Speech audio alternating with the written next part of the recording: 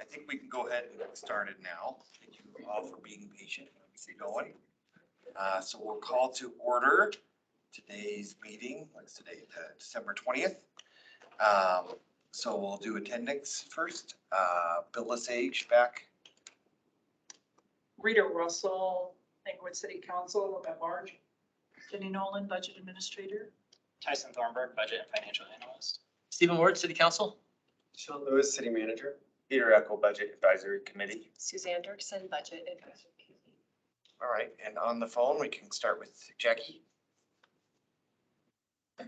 Jackie Lowe, Finance Director. And Tim Tim Dodd, Assistant City Manager. and Tamara. Tamara Niles, City Attorney. All right, thank you all for coming today, right before the holiday. So for last month's November's meeting minutes, do I have a motion to approve? I will move to approve the minutes. Do I have a second? I second. Not a whole lot of choice over there. All in favor? Aye. Any opposed? All right, we are approved. So today we are administration and city attorney's office. And I think we're gonna start, well, actually, Tamara, are you or Tim starting? I think We didn't talk about it, but I'm happy to start. Great. I think we have it in administration starting. Oh, okay. Sorry. Yeah. I think it was Our another way. points. Great, thanks, Tim. Yeah, go ahead, Tim. Great, and I apologize. I am outside, so there may be a little background noise, so I apologize in advance. So this is our governance outcome area. So I believe we split governance into two nights. It is a rather large section. Governance, I really believe, is the foundation of everything else the city does. In previous cities where I've worked, we've actually shown the governance section of the strategic plan on the bottom to basically show it's foundational, or in the middle to show kind of that it's the hub of everything else that we do and we support. And so our governance section actually started as something we call the Blueprint for Organizational Success that we built about 2 years ago. City Manager Lewis and I did multiple focus groups. We did surveys that really developed this section into, I think it's 13 goals now. And so it focuses on everything from finance to HR to IT to the city clerk's office, city attorney's office, and city manager's office, and really the backbone services. A lot of the work that we've been doing to promote a positive work culture fits into this. City Manager Lewis, when he first started, convened 5 different task forces that looked into things like diversity, equity, and inclusion, and employee recognition and training. And so a lot of the things that those groups came up with ended up in this section. Next slide, please. And so this basically shows some of the metrics that we do have, the outcome metrics from the survey that we do, a resident satisfaction survey that we do every 2 years. We just did it in 2022. And these basically show, kind of opinions that residents and respondents to the survey have about Englewood government. So things like transparency, value of services, customer service, quality of services, and things like that. We need to add the 2022, which again, we just got a few months ago. So this chart hasn't been updated, but we need to add that. And I think one thing that's really interesting about these measures for governance is you may look at some of them and think that they're low, and they certainly are in the sense that they're not as high as some other categories. But the equal signs in that last category do show that they are equal to the benchmark of the other cities in the survey. And unfortunately, we're just at a time when kind of overall global trust in government is low. It does tend to be higher. Based on survey data, it tends to be higher for local governments than it does for the federal government. So kind of goes in that order: local, state, and federal. But these are certainly things that are important to us and things that we want to continue to look at. So next slide. And this, obviously, it's small print, but it basically shows all the different goals that we have in this area. Again, as I mentioned, some of the things like diversity and inclusion, employee recognition, community engagement, safe and inviting workspace, these are some things that did come out from our focus groups and from our surveys and things like that, and that's why they got added here. Next slide. Great, and so now I will talk about our department. So often there is kind of a misconception, I guess, in the organization that the city manager's office is a department, the city clerk's office is a department. They're not, they're actually both divisions within a department that's called city administration. And so the three leaders of that department are obviously the city manager, Shawn Lewis, myself, and Stephanie Carlisle, our city clerk. Next slide. So this is an organizational structure of the department. What we don't show here, though, is that most of the departments of the city do roll up into our department. This just shows the structure of our department. So Krista Gravy is Shawn Lewis's executive assistant, and then I'm the assistant city manager. And so we have a sustainability program, and the coordinator, Mel England, reports to me, as does Stephanie Carlisle. I keep calling her that. Sorry. Stephanie Carlisle, our city clerk, and she actually probably oversees the most employees in our department. So she has a deputy clerk, a senior deputy clerk, a records management coordinator, and then we did recently move what we call the hub, which is our customer service desk that you walk by. Probably no one's there when you come for these meetings, but that desk is staffed by 2 part-time employees who report to Stephanie. And then in 2023, we will be adding the mail services that previously was in the library. One thing that we made a lot of, Stephanie Carlisle and I made a lot of headway on this week, is we're also working towards being a passport acceptance facility. In 2023, we were pre-approved for that. And so she and I talked today briefly, but we have some meetings early in January to kind of finalize that application, but that will also be a service and a program that will fall under the city clerk's office. Next slide. Great. So I think the way I look at a city manager's office, city clerk's office, city administration department is we really exist to support everyone else. We obviously work to support and staff city council. We work to basically provide support and oversight to most of the city departments.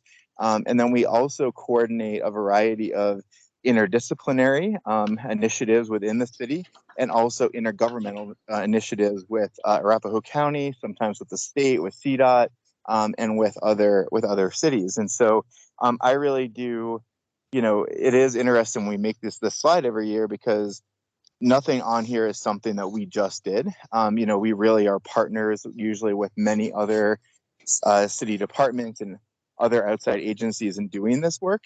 But I did want to highlight some of the key initiatives that we were a part of. So the first is something that City Manager Lewis brought to the city. It was very successful. We're in the process of ramping up for year 2, and that's Elevate Englewood. And I should say Elevate Englewood Academy, not community. And this is a program that we put out there basically for all members of the community. And really it's meant to get people more engaged. It's a learning opportunity. So there are, I guess I shouldn't use the word lecture, but there are presentations on a variety of topics, but there's also a lot of activities. And the idea is that folks can go through this academy and they can learn about ways to get involved. And those could be applying for a board or commission. It could be, volunteering for the city. But government was just one of the 4 things that was covered. It also covered the nonprofit sector, the business sector, and education. And so really the idea was that we would encourage folks to get involved in a variety of things. We also laid the groundwork for programs to engage younger members of the community. So thanks to City Council, we do have funding for a robust internship program where every department will have at least 1 intern in 2023. And we'll be doing specific programming for interns and also an engagement and a recruitment process for interns. We kind of dabbled in it last year. We had 8. We did a few programs. But we're really excited about doing a more robust program. We're going to launch the recruitment in mid to late January. And also in meetings with City Council, we're working on, it should be actually Youth Advisory Board and not Youth Commission. And we're going to start doing some recruitment and some outreach on that in the spring. We also did several projects related to assisting people experiencing homelessness. So that is a project that is coordinated out of our office. We do have a homelessness coordinator for the Tri-Cities, who's a county employee of Arapahoe County, but they're funded by Englewood, Littleton, and Sheridan. And so hiring that person was a major step in the right direction. We've had about 28% of our action plan or 3-year action plan completed. And a lot of it is due to his work. His name is Mike Sangren. We also provided funding, council provided funding, and we administered to 2 different nonprofits, one called Bridge House, one called one called Cross Purpose. So Cross Purpose provides job training to people who are not homeless, but they're housing vulnerable. And so it provides training in 13 different areas, everything from getting a CDL to phlebotomy, to keep people housed and provide them with better opportunities to advance their career. And then we also provided funding to something called Bridge House, Ready to Work. They have 2 sites. I visited one yesterday in Boulder. There are other sites in Aurora. And basically people who are ready to work, who are experiencing homelessness, live there for about a year. They get job training, mostly in culinary and landscape. And then they provide social service supports to them in finding a place to live and employment when they graduate. So that will be opening in Q3, hopefully, of 2023 in Englewood. We also fully launched a sustainability program with a variety of accomplishments. I work today, we're finalizing an agreement with the city of Sheridan. Currently, our coordinator works 4 days a week. So she will be working, if approved by council in an intergovernmental agreement, she would be working 5 days a week. And one of those days would be for Sheridan to help incubate a program there. We also are finalizing volunteer programs for youth, community members, and employees. So the employee program is called Engle Cares, as a way to encourage active participation in the Englewood community. We worked quite a bit with our HR department, as I mentioned, on a variety of initiatives that were designed to improve the employee experience. So those include a discretionary bonus program, a classification and compensation study, and satisfaction surveys. In our city clerk's office, through our records management coordinator, successfully managed documents and processes. Well, that's one big thing, the 7,000 records, but we also, through Arapahoe County, coordinated the 2022 elections, and also the redistricting process is something we'll be launching, working with council this spring. And also we'll be launching a top-down review of the board and commission onboarding, engagement, and training programs. Next slide. So this shows funds returned to fund balance. See here, so we returned, we were negative, I guess, $24.73 for the personnel line item. And so our total return was quite low, just about $2,900. Next one.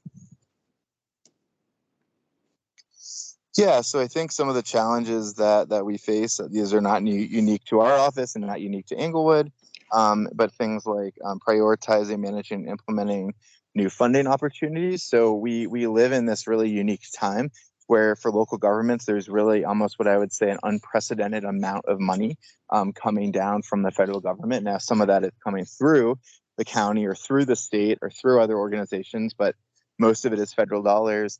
So the great thing about that is that there's a lot of money on the table. The challenge with that is most of it, if not all of it, is one time. So how do we kind of prioritize which grants, which funding sources we should go after, and how do we, determine what those are? And certainly, as you know, grants involve quite a bit of financial management and program management. And so we also need to look at our internal capacity as well and how they match with our strategic plan and the vision that council has set for the city. Also tracking, obviously, a lot of this is done by the city attorney's office, but there's a lot of new laws and regulations every year in the state of Colorado that directly impact all of our departments.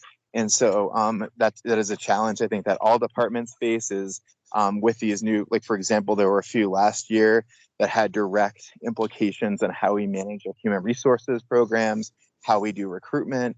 And so they definitely have an impact on our day-to-day business. And then finally, ensuring that Englewood remains an employer of choice and competitive in the marketplace, given, again, I wouldn't quite say unprecedented, but things that we haven't really faced in a while, and they're all kind of coming together at the same time, like inflation, changing approaches to work, a lot of people not wanting to work as much or wanting to work at home or have flex schedules, and other external factors. Next slide. Real quick on the regulations and tracking and implementing them. Is it, is it an increase over what you've seen in previous years? In order to implement and track, or is it about the same as it usually is? Yeah, so I've been, and I can let Tamara address it as well. I've been here for 2 years. I would say it was an increase from the second year from the first year, to be honest. But I only have 2 years of historic knowledge on that. Yeah, I mean, I think that particularly the state legislature has definitely been more active. I mean, there's one party control, and so there was much more coming out that has to be tracked and administered, et cetera. I would also say that there was some major legislation that happened within the city too. I mean, short-term rentals is a good example of a massive piece of, legislation that came in, in 2019, I think it was, that has been a lot of work to administer, and we're still working those kinks out.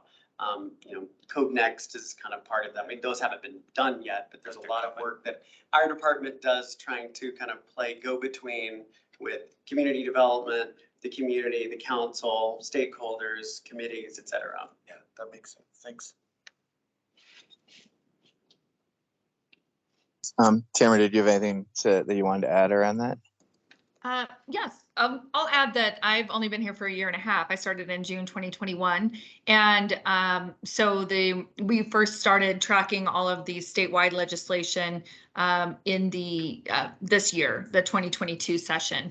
And so we had a staff member that tracked everything, compared it to municipal code, and then made recommendations for revisions to practices or municipal code to respond. And then I personally reached out to each department head that I thought required some sort of action on their part for compliance, or either to consider whether to seek the new grant or take some action that would benefit the city. So we are currently tracking all legislation and keeping us up to date starting this year. Thank you for the additional color. Okay, and then we do not have any capital projects in our office, and that's it. Any other questions in the room? Okay, I think we're ready to move on to city attorney's presentation. Next slide, please. This is our department overview. We have 6 employees full-time at my office, and then we also had a legal intern for the first time this year. We have 3 attorneys, 4 attorneys, including myself, and 2 assistants. Next slide, please. So we were really focused this year on cost savings and best practices. And we find those often go hand in hand. Once you implement best practices, often the cost savings will come on its own. So inside our department, at council direction, we significantly reduced our reliance upon outside counsel. We were able to accomplish this largely by hiring an employment lawyer, because that's where most of our outside counsel budget went. So then we focused on special projects and employment law, but if it was a large special project, that's when we hired outside counsel. So huge savings realized in that budget line item. As far as outside of the department, we also had a huge cost savings on a large construction project where we had litigation proceeding against a property owner that we were trying to acquire their property. So early on, we negotiated a max price that we would pay for the property in exchange for settling the litigation. And as we all know, living here in 2020 and 2021, the cost of the property skyrocketed after we negotiated and had it in a contract for our max price. So we had a huge cost savings. There was a big range because we had a really wide range in what our appraiser said the property was worth versus theirs. But we were really able to save quite a bit of money for the city on that project, and something we were really proud of. Another major accomplishment, and it's still, of course, a work in progress, is to rebuild the confidence in the city attorney department and our reputation citywide, so that people know we are a team member and they can rely on us to be available and responsive with accurate and fast legal advice. Next slide, please. Not a lot to report there. Next slide. So we have had some challenges. As I stated, I started a year and a half ago in June 21, and it just seemed like there were a lot of issues that had been put off because we'd had quite a bit of turnover in the city attorney department. We'd had an interim city attorney a couple times in the prior 5 years. So there were a lot of things that we just needed to face head on and address and resolve. So we identified some obsolete processes and procedures, some policies, municipal code. And so coming from private practice and a city before that, our processes in the city attorney's office, document retention, contract management, just hadn't evolved with best practices. And so we started a project to identify, recommend, and implement changes to our codes, our laws, our policy manuals, our procedures to implement those best practices to protect the city from liability, to ensure consistency, to ensure legal compliance. With that, there had been procedures that had been in place for a very, very long time. And so me coming in as a new person with all sorts of excitement and energy, occasionally we have faced some hesitancy to consider recommendations or to implement any change at all. Instead, receiving a lot of, well, that's always the way we've done it. So so that goes back to building trust, and we keep at it to make sure people and departments at the city know they can trust our advice, and we support them, and we all have the same goal. So sometimes we have to back up and proceed at a slower pace. But if you've worked with me, you know I like to proceed at a fast pace. So that's a challenge for me to slow down sometimes. Another challenge has been employee turnover citywide. We will start down a very large project, and then there's turnover in key employees. So it just affects our productivity. We then have to hire and train. And we find that the current staff that's dedicated and has been here a while can then be overworked. I think this is something we've definitely seen improvement on, but it is a challenge, I think, citywide and for our department. I think related to that is the under market salaries, and we're competing with private industry, and so we've lost some of our good employees because they can make quite a bit more, and this is something we are addressing at the city as well. Also, for me personally, we have a large workload because we are addressing and resolving issues that have been in place for quite a while. But 52% of my time per Microsoft Analytics is spent in meetings and emails and calls, which is important. But I'm also I'm not a figurehead. I actually do the legal work as well. And so for me, when I spend that much time in meetings and calls, then I work a significant number of hours to do the legal work arising out of all of those meetings. So we work a lot in the city attorney's office. Next slide, please. So we don't have any capital projects, but we do have some large projects that we're currently pursuing. So I went ahead and included those just because I thought the committee might be interested. We are digitizing all of our permanent records, and then we are uploading them to Laserfish so we can have electronic access to them, OCR search capabilities. And so we are the first department outside of the city clerk's office that's leading the charge for this project. We're the first department to do it. We're also working on a charter review and revision from beginning to end, municipal code review and revision from beginning to end. We will kick that off in January of 2023. And then we're also working on implementing law office document and project management software. It's a best practice for law offices, and we don't have anything that does that currently. So that is our priority in 2023 as well. Next slide, please. I welcome any questions. Questions in the room?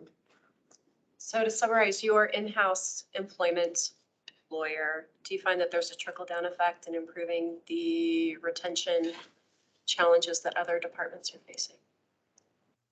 I don't know if that has impacted retention at all. I do think it has impacted very positively employee morale and from department heads down, because if an employee isn't comfortable speaking to someone in HR or something like that, they know that we have a very qualified, unbiased employment lawyer that is also very accessible.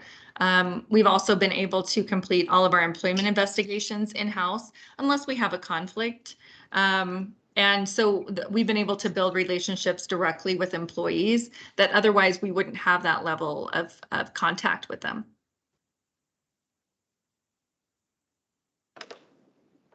Is there anything in particular that the back could support you in, that you're looking for us to support you in? No, I feel very supported at the city, especially the resources we need, the financial piece of it. We have sufficient funding in our department to be able to fund those projects. And in fact, I anticipate that I will be proposing a fairly significant budget cut for 2024 because with the efficiencies we've implemented, I don't even need as much support as I currently have. Okay. You don't hear that very often. Yeah, that'd be great. Now I know, and I'm so hesitant to even say it. I don't think I hear that at my office either. I don't. That's why I said I anticipate. Nothing's promised. Nice qualification there, Tamara. Any other questions? I only have a comment. Please. Okay. I think you all you've done a great job in your team in sort of approaching those, what I call tough administrative issues.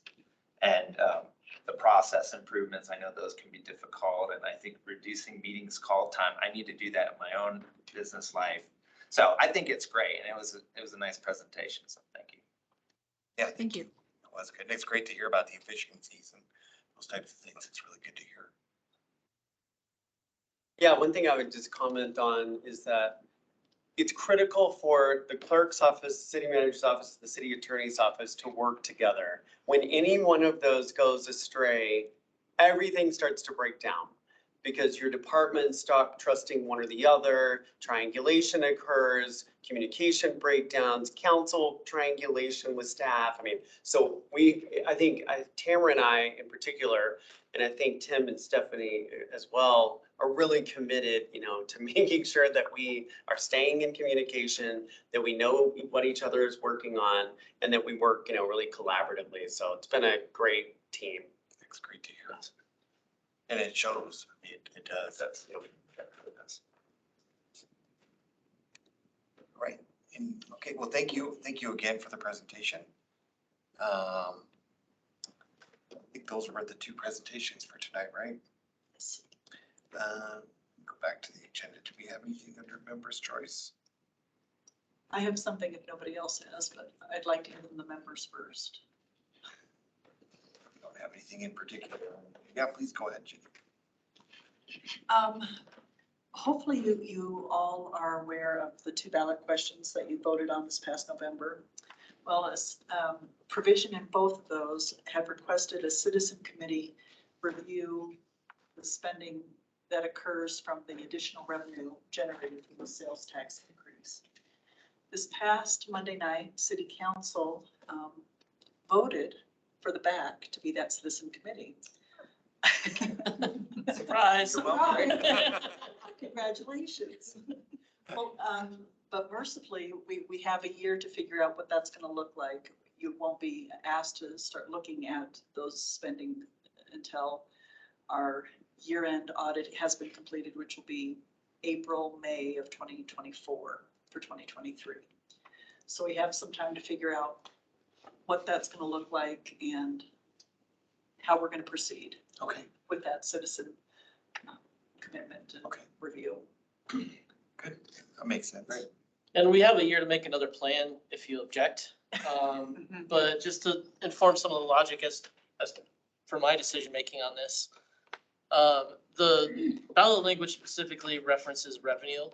So we thought about a group like ETAC perhaps taking over on the 0.2% matter for traffic. And the reality is the questions are not so much related to the outcome as they are to the spending itself. So because it's a financial question, we felt that it was better housed here than telling us what we should do next year. We want to know whether or not we got done what we said we were going to get done this year. So that was the purpose of it. And I too echoed the same sentiment. I felt like the Budget Advisory Committee was the best to do this because you're dealing with looking at the budgets all the time. So anyway, I appreciate what you're doing, so. I think that makes sense. Is that something we should put to a formal vote from a committee perspective or that we need to? I don't know. Tamara, what do you think? Do we need a formal vote to accept this new duty? Do we need, do we need to modify our ordinance for the No. back? It's already been designated by city council. So no vote is required, but it's not prohibited either. If you want to recognize that you are accepting this duty, that's perfectly fine as well.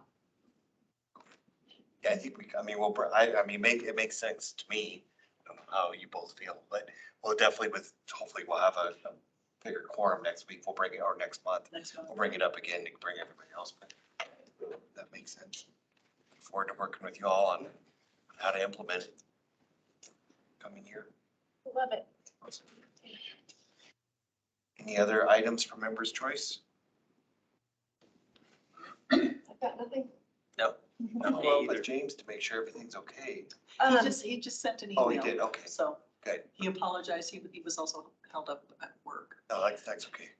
Between the two meetings, then you get to worry some everybody's okay, you know. So, okay, anything else for tonight?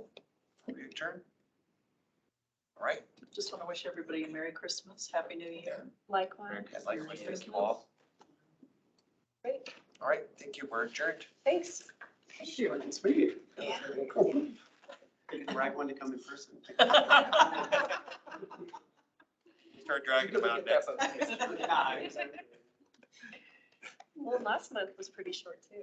Yeah, it was a really good one. It was. About the I city center. listened to it. Yeah. It's been in my watch list. Yeah. Finally got to. And you'll get it all. I know I will. This is like the first time I've seen it. Yeah, sorry. But it does get done. Just think to get